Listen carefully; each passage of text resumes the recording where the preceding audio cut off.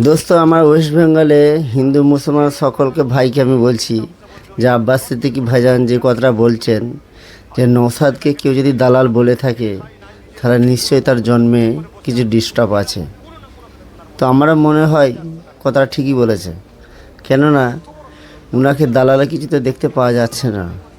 কেন যেভাবে হিন্দু মুসলমান সকলের সাথে মাঠে ময়দানে জেলেতে, তারপর হর প্রবলেমে উনার কথা ওয়েস্ট বেঙ্গল থেকে আওয়াজ আসে, হর বিপদে আপদে গরিব মানুষের বিপদে আপদে উনার আওয়াজটা শুনতে পাওয়া যায়।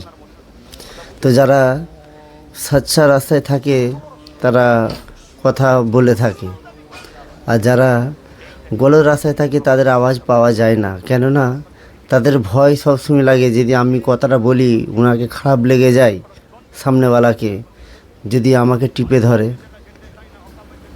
এই ভয়টা তাদের থাকে। ওই জন্য তারা কথা বলতে সাহস পায় না।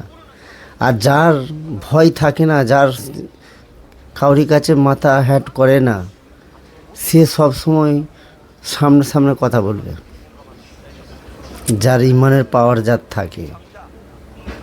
আর আশা করছি আগামী দিন নওশাদ সিদ্দিকী ভাইজান ওয়েস্ট বেঙ্গলের সকলের ভালোবাসা লোক হয়ে একদিন উঠবেন।